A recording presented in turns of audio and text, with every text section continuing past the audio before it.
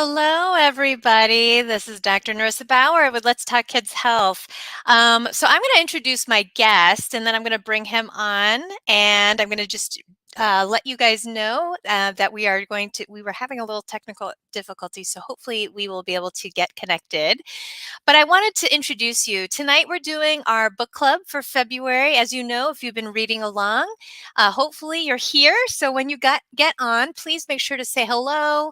Let us know that you're here. That would be great. You could start dropping comments and questions as you log on. But I'll go ahead and introduce our guest. Dr. Damon Korb is one of the country's leading developmental and behavioral pediatricians, founder of the Center for Developing Minds, and author of the sanity-saving book, Raising an Organized Child: 5 Steps to Boost Independence, Ease Frustration, and Promote Confidence. Years of providing care for thousands of families with a struggling child and raising 5 children of his own has given him a unique perspective about what works, what doesn't when it comes to parenting. His best-selling and award-winning book is the modern guide for helping parents promote executive function skills with their children. Dr. Korb is a frequent speaker who has been featured and trending on NPR Here and Now, The Today Show with Hoda and Jenna, the Minimalists Podcast, Parents Magazine, Hallmark Home and Family, The Washington Post, New York Times, SiriusXM, Doctors Radio, Good Housekeeping, OprahMag.com, as well as a repeat guest on KTLA and many other news outlets. As a founder and director of the Center for Developing Minds, Dr. Korb examines the neurodevelopmental brain functions that determine how a child learns, behaves, and socializes. Dr. Korb also directs a team of child development experts who care for children and young adults that struggle at home and school due to behavior issues, learning difficulties, attention problems, social skill deficits, autism spectrum disorders, developmental delays, and psychological disorders. Sorry about that. Dr. Korb is the past president of the Society for Developmental and Behavioral Peds and the current board chairman for Parents Helping Parents. Dr. Korb is an adjunct clinical instructor for the Stanford University Medical Center. Prior to creating the Center for Developing Minds, he founded KidScope, formerly known as the Center for Learning and Achievement, and has consulted on the creation of the Autism Spectrum Disorder Clinic at Kaiser Permanente, both in San Jose, California. Dr. Korb completed his Behavioral and Developmental Fellowship training at the Center for Development and Learning, University of North Carolina at Chapel Hill. He finished his pediatric internship and residency at Vanderbilt University Medical Center in Nashville, Tennessee, and earned his medical degree at the University of Rochester School of Medicine in New York. So I'm going to invite him here. Let's see if I can pull him in from backstage. There we go. Hello, Dr. Korb. Hello, did we get sound? I have some sound. Can you guys, if you guys are watching live, can you put in the comments, can you hear Dr. Korb? I can hear him, can you put in there, do you hear Dr. Korb? Let me try. Yeah, I can hear you. You can hear me? Are you sure? Yeah, I can hear you. All right, I'm working on it. Yes, I got a confirmation. Yes. All right. Awesome. Struggling on our end for a while, but I think we got it. Okay, welcome to the show. Thank you so much for coming back on and doing this book club with us. As always, it's a pleasure. My pleasure to be here. Thank you for that long and arduous introduction. Well, I was just thinking in my head, wow, he's done so much, and we're so lucky to have you here. And as well, again, as a repeat guest. So for those of you who've been reading, please don't be shy. Start putting any comments, questions in the comments. I'm watching here, but you can see that I've actually flagged different parts of the book that I like to always go back to. And I'm going to just have you maybe start off, Dr. Korb, by sort of, because there are some people who are probably jumping on who haven't read the book yet. But do you mind just quickly going through your 5 steps and what inspired you to actually write this book?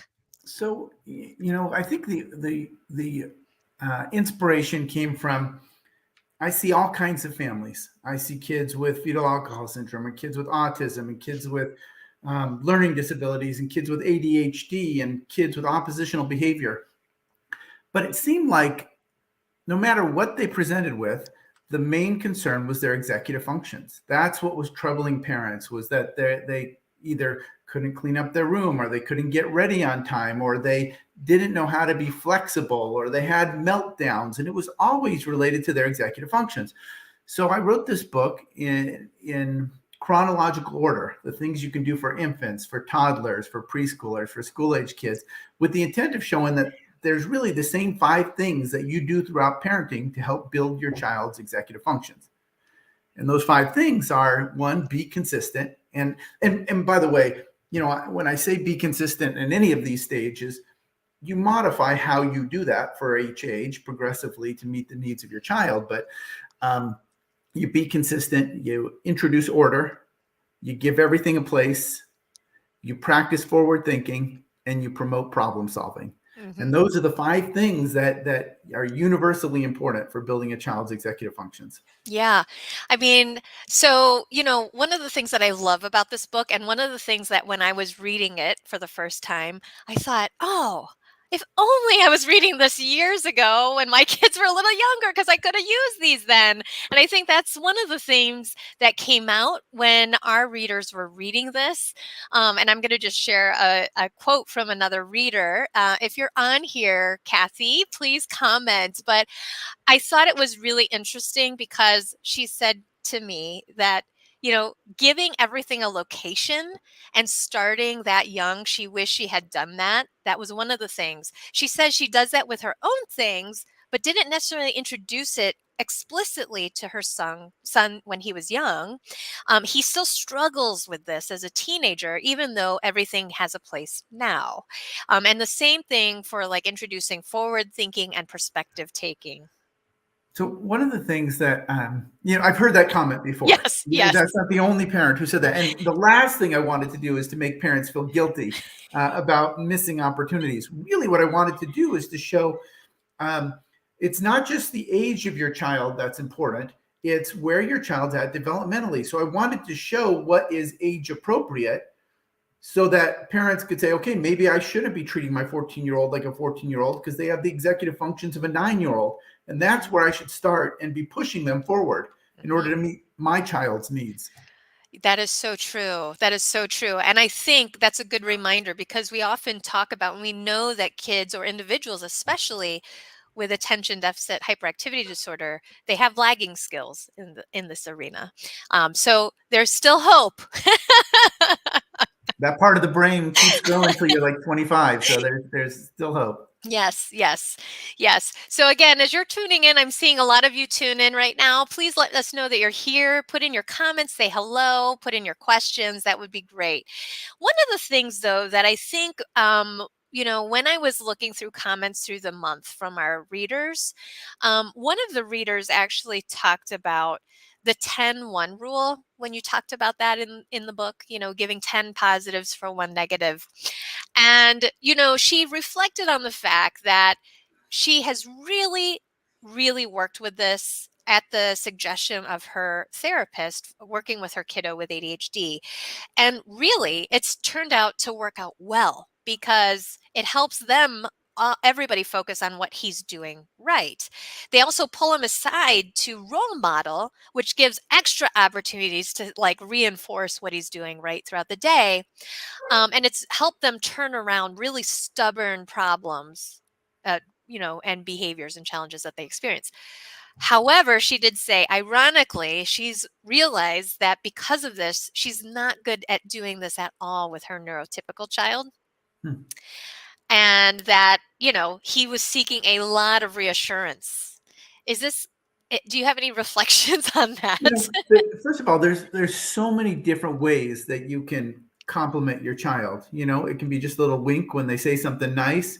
It could be just a tap on their shoulder. When kids are 3 or 4, I like to just walk by sometimes to draw a line on their hand when they're doing a good job, or stick a sticker on their shirt. Just any little, and by doing a good job, it's not like they have to help an old lady across the street. If they're just playing quietly and occupy themselves, or they're doing something creative, that's worthy of a compliment. So there's lots of opportunities to do that. The other thing I would point out is that, saying no is very cultural. It's very much our culture, our time right now.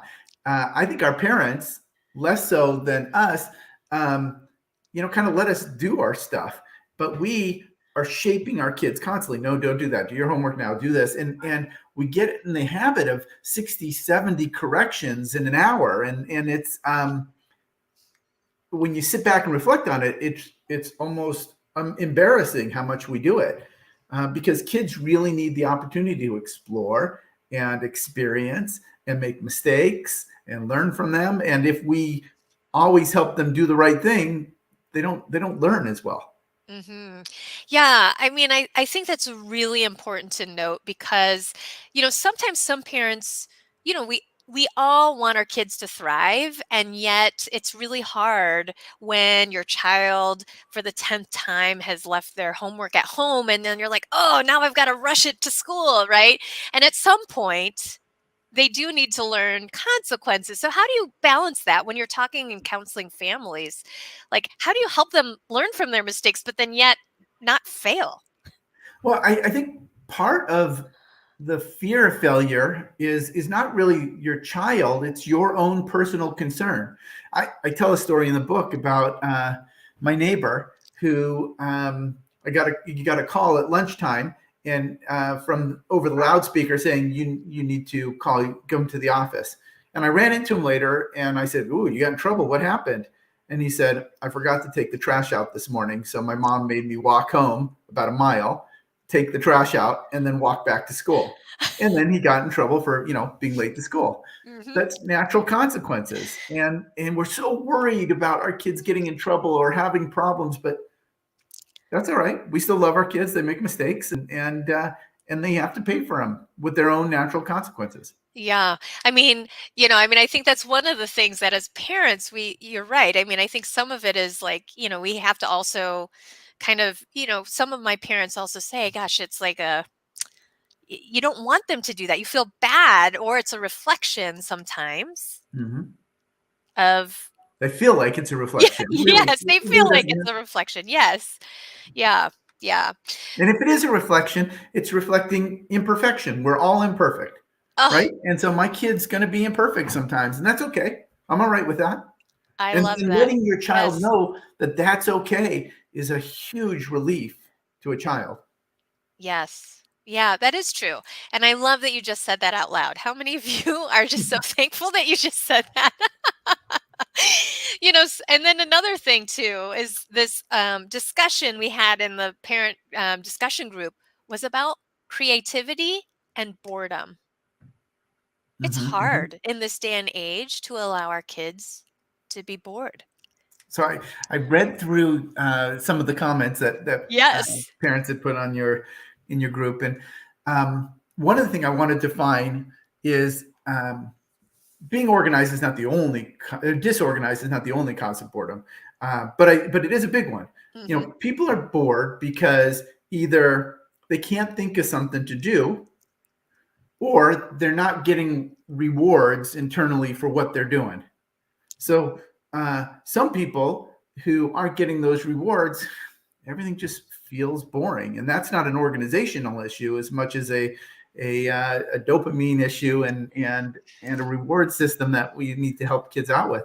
But for a lot of kids, they just can't think of something to do. And I use the example in the book of gifted kids. So often I'll have parents of gifted kids come in and say, my kid's just bored at school. Mm-hmm. And I'll say, gosh, I know a lot of really bright kids who aren't bored at school. So what do you think it is about your child? You think they just have a really bad teacher? Or do you think it's that your child isn't being creative in their mind or thinking of things that they could do to occupy their time? And that's why they feel so bored. Because, in our minds, and I use the example of a drop-down menu, mm-hmm. when we can't think of what to do, our brain should go, oh, this is what I wanted to do the other day. Or, I've been planning to think about this, or I want to plan out my plans for the weekend. I want to make my plans for the weekend. But people who don't have that drop-down menu just go, okay, I'm done with this. Now what? Yes. And we feed that, right, as parents, because we're like, well, why don't you go do this? Why don't you go do that? Here, we'll sign you up for this. And kids need to kind of learn to go outside in the backyard and pick up a rock and a stick and figure out a game. Yes. Yeah, it's so important. I just remember growing up, when I would sort of take my bike and be gone until it was dark, right? And you just kind of stay outside. And yeah, we don't do that a lot anymore. Mhm. And it's so easy not to, because, we had a few channels on the TV when we were kids, and That's right. and now they got unlimited channels, and we didn't have electronics, and kids aren't getting their driver's license at 16 anymore because they don't really need to. They go out on Friday nights. They can just get on their phone and chat with their friends, and it's not the same. But there's so much in our environment that is lessening the demand or the drive to become independent. Yeah. Yeah. So, I mean, I guess one of the things and one of the questions that come up all the time, and one of the things that we're going to be reading about next month is really about screens and this endless battle, especially parents of kids with special needs, learning and attention differences, and that ongoing battle. Do you have anything to say about that, or how to help families sort of, help kids learn to put that down and replace it with doing something else? And get out of that, you know, battle. So first of all, I think it's important to divide what kind of screen time we're doing. Mhm. There's active and there's passive activities. Active, if I'm going on the computer and I'm coding or I'm researching or I'm doing something like that, I think there's positive value to that. If I'm scrolling through TikTok and YouTube, there's really no value to it. And kids aren't entitled to everything. You wouldn't let them eat ice cream all day. So why do you let them do electronics all day? And I think they're very similar. I think if you eat ice cream all day, right, you get unhealthy. And if you sit and scroll through videos all day, you get unhealthy. Partly because they're not good for you, but partly because you're missing out on all the things that are good for you. So I Mm-hmm. think it's important for parents to just say, hey, I expect, you to be able to figure something out without your phone in your hand. And Yeah. then as parents, don't feel the need to pacify them with the phone. People can wait at a restaurant for 15, 20 minutes without getting on their phone. People ought to be able to, go for a 20, 30-minute drive in the car without being handed the iPad. But we just instinctively do that for our kids. And then as parents, we need to model the same behaviors that we expect our kids. Mm-hmm.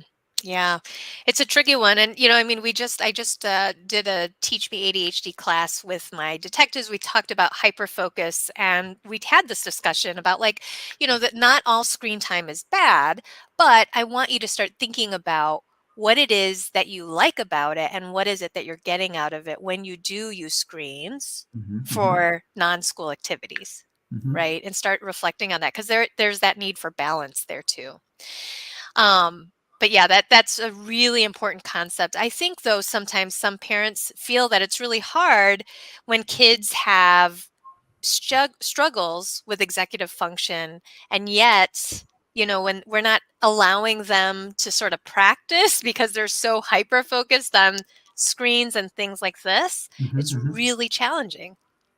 So like our younger kids, what we Yes. do is we break down activities for them. Hmm. So I like to, for little kids, break down solving boredom. Let's sit down together and make a list of things we like to do inside on quiet afternoons. And let's make a list of things we can do in the backyard. And let's make a list of, so we're creating this drop-down menu, but it's external. And then when your 6-year-old says, I'm bored, you can say, hey, go look at your list. Hmm. Or your 8-year-old who doesn't have the organizational skills to do that on their own, or the executive functions, go look at your list and see what you want to do. And you're not telling them what to do. It's their list. They created it with you. But Yeah. now it's just a reminder of what they can do. We break down the task. Hmm. Yeah, so important. So important to sort of do that. And I think too, having you could also do that for, car rides, right? Or waiting in restaurants, like having like a list of things that you could potentially do instead. Mm-hmm. But as you said, like sometimes we do, all of us, even adults, we how many times do you like look over and you're like, oh, everybody's on their phones instead of talking to each other. So it's really a challenge in this day and age. I get it. Again, those of you who are on, I see that you're here. Please don't be shy. You have a chance to ask Dr. Korb anything that you want about the book. So I'm going to make sure that those questions keep coming in on the comments there. You know, one of the other things too that I wanted to maybe talk to you about is, you know, this whole thing about introducing order and setting up systems. You know, you just talked about how we break down like things for our kids, including how to break down boredom. But do you have any advice in terms of, especially for those big transitions from elementary school to middle school to high school? How can we, no matter where we are in this journey, how can we try to help foster that independence and set up those systems and get buy-in from the kids? Because, you know, I think sometimes some parents get frustrated because they're like, I know he would just do better if he like did this, this, and this, but they're not wanting to do it. So first of all, let's define what is big about those transitions. Yes. Right. You know, in middle school, for the first time, I guess you have multiple classes. So you have to figure out how to manage multiple things. And you have teachers who have different expectations. And you know, some people want your name on the top corner and some people want your name at the bottom of the page. And how do you organize all that information? So you know, with my budding middle schooler, I might just say, hey, what do you think is going to be different about middle school? Mm-hmm. And why do you think that's going to be different? And is there anything you need to do differently, you think? And then I might have that conversation, you know, 2 weeks into the semester and just say, hey, what's different about this year? Is there anything you think is going to be different? You know, and if their answer to this is, no, it's the same, you know, they're missing it. Mm-hmm. Right? Because there are things that are different. And if they're not recognizing it, then you need to kind of step back and give them a few more suggestions. Well, what about having 5 teachers? You know, you know, why is that important? Why do they do that? And just, you're priming the pump. What you're doing is you're giving them, you're opening their mind to, I should be looking for differences. I should be cluing in on this when I'm at school. But you're not telling them exactly where to stick their paper and where to put their pencils and their notebooks. You know, one of the analogies I use in the book is I talk about your role as a parent when they're young is to be very much like the coach. The coach teaches the lessons. The coach calls the plays. The coach really is in charge of what happens. But as they're transitioning or getting closer to transitioning towards middle school, your role shifts to more of a general manager. And the general manager talks about the direction the franchise is headed in. I think our franchise needs to spend more time on homework. But they don't tell you when to do homework or how to do homework. But they talk about, you know what, I think we're staying up too late. We got to get more sleep. But they don't tell you exactly everything. You know, they're talking about the way the franchise is headed. And by the time your kid's in high school, your job is to be a consultant. You know, one of the things we want our kids in high school to learn, and I didn't learn it till college really, is that learning is about, you know, asking questions. It's about solving, you know, problems and finding things you're interested in and exploring them further. It's not just meant to regurgitate everything the teacher tells you. And so you want to give your child the independence to kind of learn how to learn. And when they're struggling, you step back and say, why do you think that is? Well, you know, what's your approach? What approach do you think is needed for that? Who could you ask? You know, and let them solve that. And that's your job as the consultant instead of giving them all the answers. Yeah. I mean, that's really nicely said. And in terms of like modeling those types of like how to ask those questions, I think not just telling them what you think that they should do, but prompting that, you know, critical thinking and problem solving that you promote. Yeah, that's great. And in terms of, can you explain a little bit more for the folks that are watching, forward thinking concept? So step number 4 is forward thinking. And so basically the part of our brain that is important for forethought is the same part of our brain that's important for hindsight. So one of the ways you can teach kids to learn from their mistakes is to teach them to think ahead, to plan. to estimate, to predict. And when you do that, all of a sudden everything has much more meaning. If you're listening to them talk about Abraham Lincoln and you're not really thinking about the penny and the White House and what it would be like to be the president back then and when there was slavery, if you're not opening all those doors in your mind, things aren't very interesting. So when they talk about Abraham Lincoln, you almost want to be predicting what they're going to be talking about. So I like to have parents read look at the book cover and read the front page of a book and say, what do you think is going to happen in this book? What kind of place do you think they're going to live in? And then they're reading to figure out if they were right, if their predictions were right. Mm-hmm. Yeah, I love that. Everything's a mystery, Yeah. if you approach it that way. Yeah, that's great. I think that's really a good way to sort of help them be on the lookout. It kind of reminds me of the strategy for test taking, you Sure. know? Yeah. Yeah, that makes sense.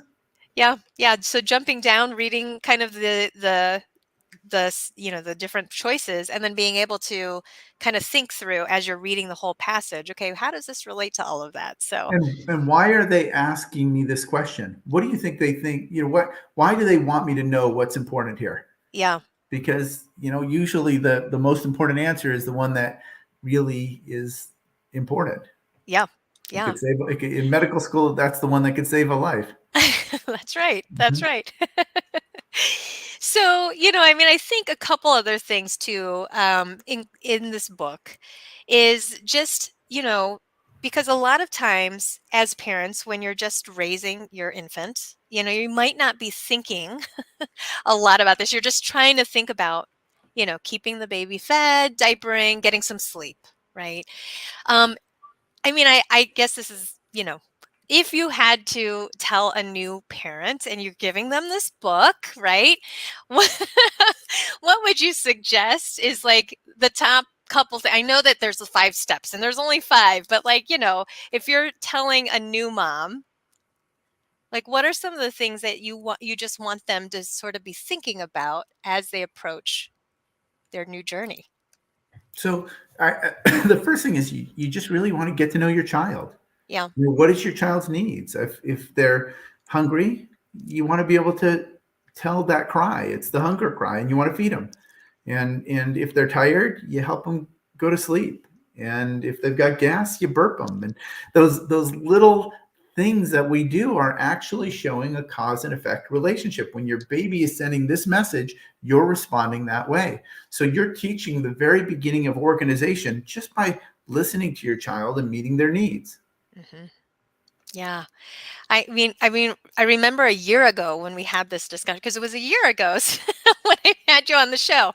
Time flies Gosh, in the I know. pandemic. I know, really. And that this discussion about thinking about everyday things and thinking about it from this lens of executive functioning, because I think that's a surprise for a lot of parents when you put it in those terms, because we just do these things, right? But when you have a child or a person with attentional or think and learn differently, it's really hard to put yourselves in their shoes until you actually stop and think about it. And it's really hard, to when you have a child with ADHD, Mm-hmm. they're going to make a lot of mistakes, and those mistakes can be dangerous for the child, or they can be embarrassing for the parent, or whatever it is.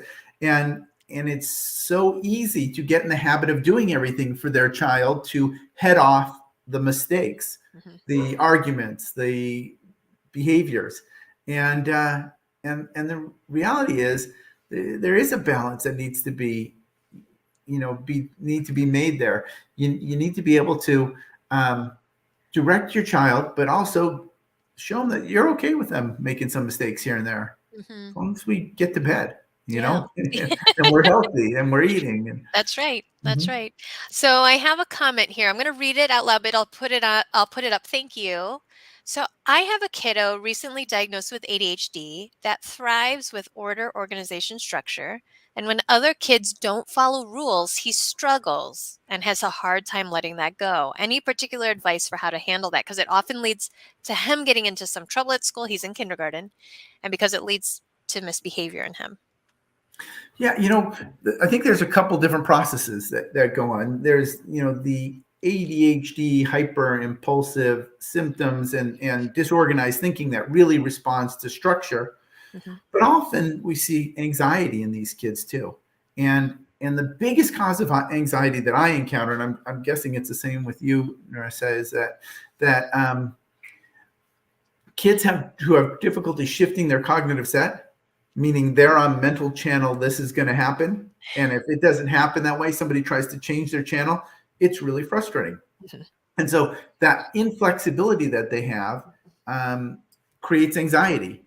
And, when kids have executive dysfunctions, that happens much more frequently because they're not predicting what is a logical outcome.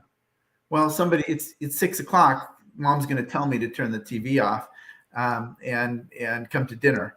But if they're not predicting those things, then mom says it's time for dinner, and they're like, "Mom, I'm not done with my show." And then we get an argument and a meltdown because we're having to be flexible. Mm-hmm. So that's what you do for those kids is you really try to teach them the skills of how to take other people's perspective, how to think flexibly, how to predict outcomes when we're dealing with other kids, because it is comforting to have everything go as expected for all of us. Mm-hmm. And for some kids, it's more painful than others. That's right, and I suppose for the person who commented here, it seems like he's having a hard time with taking that perspective of other people, right, and then being flexible there.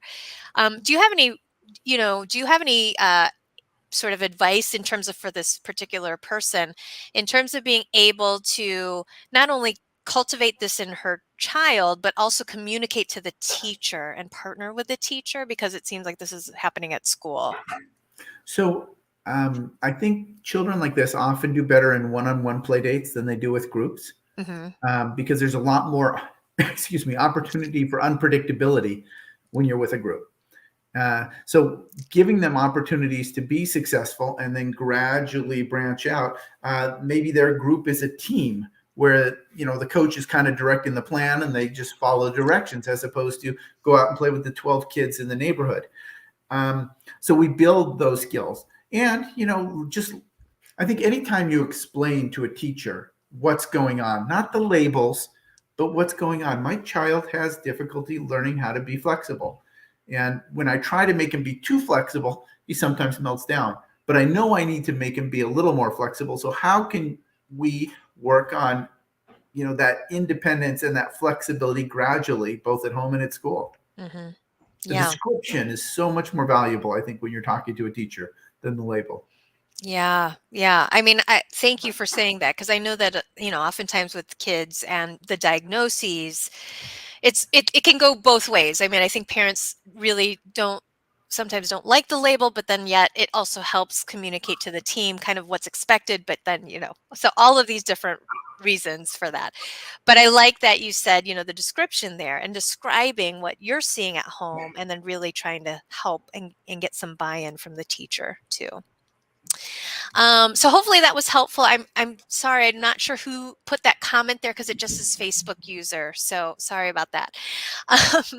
And then, so I'm gonna, yep, hold on. Here we go. Yes, he actually asked to work in the hall often, which makes sense with what you're saying, and his teacher has been supportive of that. Yeah. And that's good that he's advocating for himself. Yeah, that's what I was cool. going to point out too. And you said he was in kindergarten. The fact that he recognizes that he actually needs that and can advocate for that is amazing. Yeah, that's pretty cool. That's great. Yeah. So any other comments or questions also, because we're at about 35 minutes as well. I guess I'm going to I'm just, while I'm waiting to see if there's any more questions, I'm going to ask you, Dr. Korb, one of the things that we know that ADHD is highly heritable.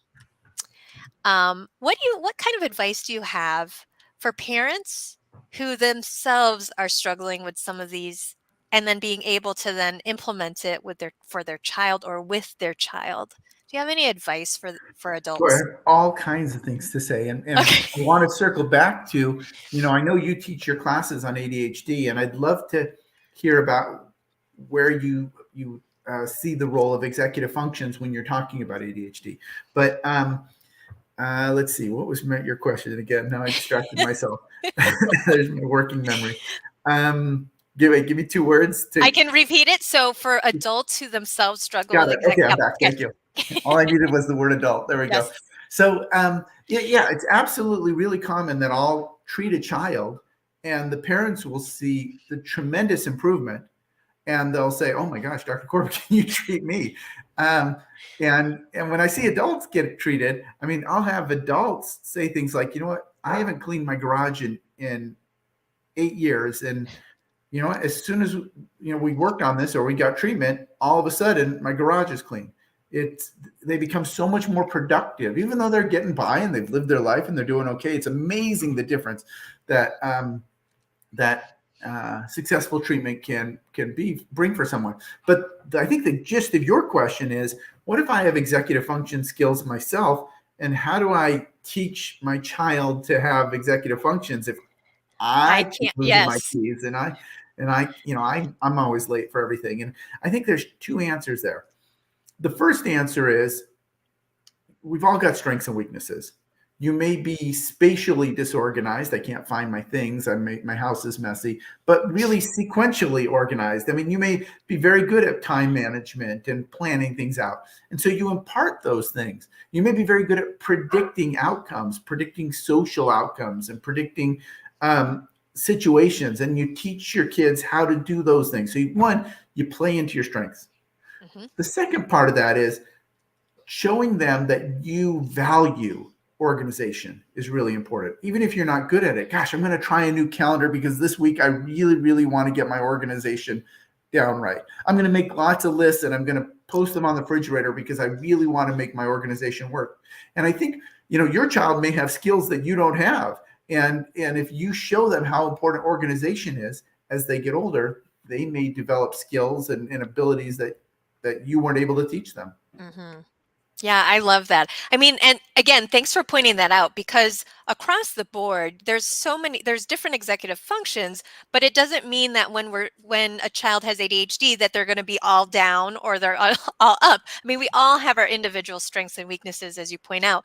But I love that. I mean, just sort of having those open, honest conversations and using those, like narrating, like, because again, no, in my class I teach that nobody can read each other's minds, even though sometimes we wish they can.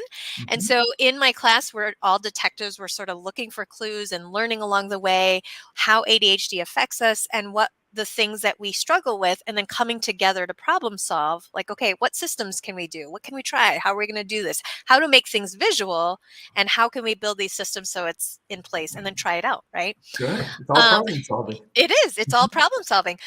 But I think sometimes parents are a little bit hesitant to talk out loud about their lived experience. Mm. But I think, to your point, I mean, nobody's perfect. And if we at least introduce, and actually like just explicitly say, I need to always put my keys in the same place, otherwise forget it. Yeah. And just dropping those nuggets, because then it helps your child reflect on, oh, yeah, or they can maybe problem solve with you and say, it would be nice if you just put it right over there, or you help each other out. Right. I always say I used to lose my keys all the time until I started dating my wife and we got a basket, and there was a basket by the door, and I've never lost my keys in 27 years. They're always in the right spot. Yeah, everything has to have its place. Yeah, it works well for me. Yeah. So I have another comment here. As an adult, I have ADHD. I have begun to openly share my struggles so that they can see how the ADHD influences our house, and talk about ways we are creative to deal with those weaknesses, to talk about their challenges and how we can take it from a different angle. Good Yeah. for you. That's great. Yeah, that That's is great. that's exactly what you want to be doing. You don't make it all about you, but you're just talking about life. And this is where I'm stuck. And do you guys have any ideas on how we can solve this problem together? Hmm. Yeah, that's so important. Thank you. Again, I'm sorry, I'm not sure who said that, but it just is Facebook user. So But thank you for sharing that because it's so helpful. And, I think one of the unifying things here is that, nobody can do this alone, right? And what's interesting is that you said early on is that the brain is still developing until 25. So as parents, part of our job is to give our executive function support to children, meeting them where they are. And then yet acknowledging even that we're all imperfect and we're still learning. So, I think problem solving, if I had to get, that's like the biggest thing for me is learning to think outside the box. One of the things I always like to point out is how complicated or how child development is happening all the time, and it's not everybody's on a different pace and trajectory. Mm-hmm. And I coached a lot of sports, and what I found is there were kids that were great athletes that only progressed to a certain level. And there were kids who weren't as good athletes, but really were good listeners and really were, conceptually trying to understand the games. And they progressed and went on and played at very high levels. And, there's a little bit of luck in that, the timing of all things syncing up. And, everybody wants their kid to go to Harvard. Well, I don't know if that's true, but a lot of people are pushing for their kid to go to Harvard. But the reality is some kids' genius doesn't kick in until they're 19 and 20 and 23. And if we're expecting them to be, ready by the time that they're ninth grade students so they can get perfect grades through high school, it's just not realistic for certain kids. And it doesn't mean your kid's not going to be great. It just means they're on a different pace and trajectory, and your job is to keep encouraging them to gain the skills they haven't yet acquired. Mm-hmm. Yeah. Yeah, yes, absolutely. There is no argument from me on that one. So, I think one of the last things that I wanted to bring up, because I want to be respectful of your time, Dr. Korb, because we're at 42 minutes, but I do want to say one of the biggest struggles, as you know, probably seen your practice, is how does emotion regulation fit into all of this to help decrease frustration? Because this is always something that I think a lot of families struggle with. So I think with anything, there's multiple factors. Yes. One, for the kids who are better at anticipating and predicting, they are less likely to get frustrated because they may anticipate before they go into a game with their friend that they might lose, they might win. Whereas if they're not very good at predicting it, they expect to win. And when they lose, they're disappointed. So one part of it is that ability to think ahead, that forward planning skills that are really important in helping emotional regulation. The second thing is, can you shift gears? Some kids can roll with anything. It's no big deal.